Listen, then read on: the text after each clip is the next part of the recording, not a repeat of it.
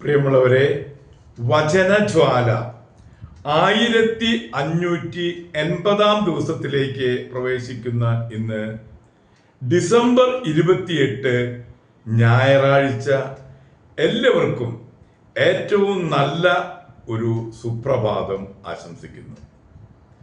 ദൈവത്തിൻ്റെ ദിവസം പരിശുദ്ധമായി ആചരിക്കുന്ന ഈ പൊൻസുദിനത്തിൽ ആഗോള കത്തോലിക്ക സഭയിൽ ഇന്ന് കുഞ്ഞു പൈതങ്ങളുടെ തിരുനാൾ ആഘോഷിക്കുന്ന സുദിനം കൂടെയാണ്.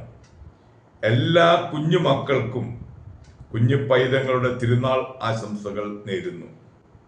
ഇന്നത്തെ വചന വായനയിൽ ഏശയ്യായുടെ പുസ്തകം 39 അധ്യായം 1 മുതൽ 8 വരെയുള്ള തിരുവാക്യങ്ങളും 40 അധ്യായം 1 മുതൽ 8 വരെയുള്ള തിരുവാക്യങ്ങളും നമുക്കിന്ന് ശ്രവിക്കാം. 39 1 മുതൽ 8 വരെ. ബാബിലോൺ ദൂതന്മാർ. അക്കാലത്ത് ഹെസക്കിയ രാജാവ് രോഗിയായിരുന്നിട്ടും സുഖം പ്രാപിച്ചു എന്ന് കേട്ട് ബലാദാന്റെ പുത്രനും ബാബിലോൺ രാജാവുമായ മൊറോക്കുദലോ ബലാദാൻ എഴുത്തുകളും സമ്മാനങ്ങളുമായി ദൂതന്മാരെ അവന്റെ അടുത്തേക്ക് അയച്ചു. ഹെസക്കിയ അവരെ സ്വീകരിച്ചു.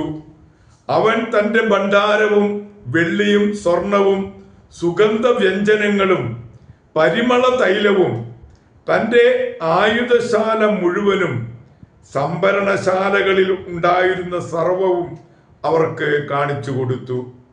ഹെസക്കിയ അവരെ കാണിക്കാത്തതായി അവന്റെ കൊട്ടാരത്തിലോ രാജ്യത്തിലോ ഒന്നും ഉണ്ടായിരുന്നില്ല. ഏശയ്യാ പ്രവാചകൻ ഹെസക്കിയ രാജാവിനെ സമീപിച്ച് ചോദിച്ചു, ഇവർ എന്തു പറഞ്ഞു? അവർ എവിടെ നിന്ന് നിന്റെ അടുത്തു വന്നു? ഹെസക്കിയ പറഞ്ഞു, അവർ വിദൂരസ്ഥമായ ബാബിലോണിൽ നിന്നാണ് എൻ്റെ അടുത്ത് വന്നത്.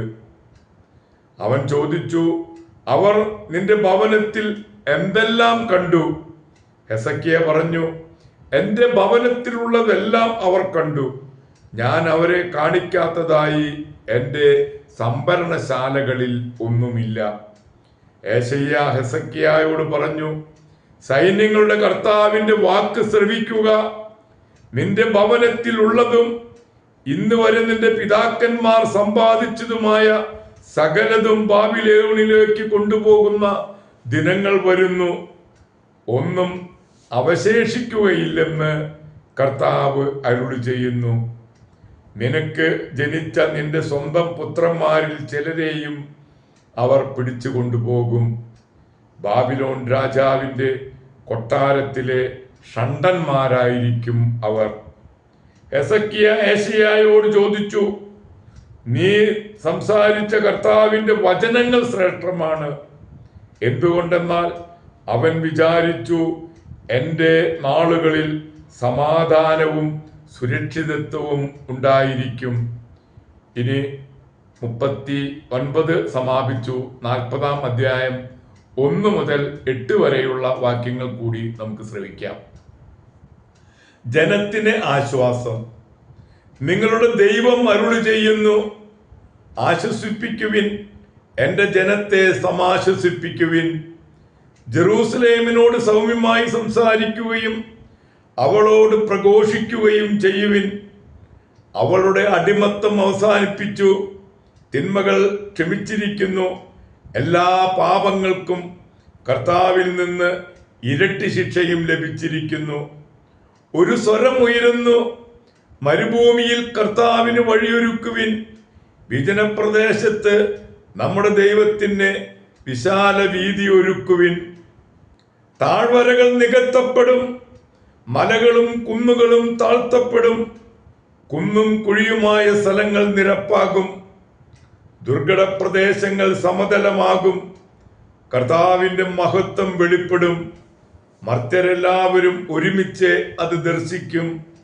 കർത്താവാണ് ഇത് അരുളി ചെയ്തിരിക്കുന്നത്. വീണ്ടും സ്വരമുയർന്നു, ഉദ്ഘോഷിക്കുക, ഞാൻ ആരാഞ്ഞു, ഞാൻ എന്തുദ്ഘോഷിക്കണം? ജഡം തൃണം മാത്രം, അതിൻ്റെ സൗന്ദര്യം വയലിലെ പുഷ്പം പോലെ ക്ഷണികവും. കർത്താവിൻ്റെ ശ്വാസമേൽക്കുമ്പോൾ പുല്ല് കരിയുകയും പുഷ്പം വാടിപ്പോവുകയും ചെയ്യും. മനുഷ്യൻ പുല്ലു മാത്രം. പുല്ല് കരിയുന്നു, പുഷ്പം വാടുന്നു. ദൈവത്തിൻ്റെ വചനമാകട്ടെ എന്നേക്കും നിലനിൽക്കും. ദൈവത്തിൻ്റെ തിരുവചനമാണ് നാം ശ്രവിച്ചത്. പ്രിയമുള്ളവരെ, ആഗോള കത്തോലിക്ക സഭയിൽ ഇന്ന് കുഞ്ഞു പൈതങ്ങളുടെ തിരുനാളായി ആഘോഷിക്കുന്ന പൊൻസുദിനം. ഈശോ ജനിച്ച ഉടനെ അവിടത്തേക്ക് എതിരായ നീക്കങ്ങൾ തുടങ്ങി. പൗരസ്ത്യ ശാസ്ത്രജ്ഞന്മാരിൽ നിന്ന് ഹെറോദോസ് മനസ്സിലാക്കി യഹൂദന്മാർക്ക് ഒരു രാജാവ് ജനിച്ച വിവരം. അവർ കുഞ്ഞിനെ കണ്ടു മടങ്ങും വഴി തൻ്റെ പക്കൽ വന്ന് വിവരങ്ങൾ അറിയിക്കണമെന്ന് പറഞ്ഞെങ്കിലും സ്വർഗത്തിൽ നിന്നുള്ള സന്ദേശം ലഭിച്ചതിനാൽ അവർ 3 ശാസ്ത്രജ്ഞന്മാരും വേറെ വഴിക്കാണ് തിരികെ പോയത്. 3 രാജാക്കന്മാരെയും കാണാതായതോടെ കുപിതനായ ഹെറോദേസ് ബത്ലഹേമിലും പരിസരങ്ങളിലുമുള്ള 2 വയസ്സിൽ താഴെയുള്ള എല്ലാ ആൺകുട്ടികളെയും വധിക്കാൻ ഉത്തരവിട്ടു. 22 കുട്ടികൾ അങ്ങനെ വധിക്കപ്പെട്ടു. പ്രിയമുള്ളവരെ, ഈശോയെ പ്രതി മരിച്ച ഈ കുഞ്ഞു പൈതങ്ങളെ തിരുസഭ രക്തസാക്ഷികളായി കരുതുന്നു. ഹെറോദേസിനെ ഭയന്നാണ് തിരുക്കുടുംബം ഈജിപ്തിലേക്ക് പലായനം ചെയ്തതും കെയ്റോയിലെ ഗുഹയിൽ താമസിച്ചതും. ഏറെ താമസിയാതെ ഹെറോദോസ് പുഴുത്തു മരിച്ചുവെന്നാണ് ചരിത്രകാരന്മാർ പറയുന്നത്. പ്രിയമുള്ളവരെ, ഈ 22 കുഞ്ഞു പൈതങ്ങളുടെ മാധ്യസ്ഥം യാചിച്ച് ഇന്നത്തെ ഈ നല്ല ദിവസത്തിലേക്ക് നമുക്ക് പ്രവേശിക്കാം. എല്ലാ കുഞ്ഞു പൈതങ്ങൾക്കും ഈ തിരുനാളിൻ്റെ മംഗളങ്ങൾ ഏറെ ഹൃദ്യമായി ഒരിക്കൽ കൂടി ആശംസിക്കുന്നു. എല്ലാവരെയും ദൈവം സമൃദ്ധമായി അനുഗ്രഹിക്കട്ടെ. ഒരു നല്ല ഞായറാഴ്ച ദിവസം കൂടി ആശംസിക്കുന്നു. Thank you. ദൈവം നമ്മെ ഓരോരുത്തരെയും സമൃദ്ധമായി അനുഗ്രഹിക്കട്ടെ.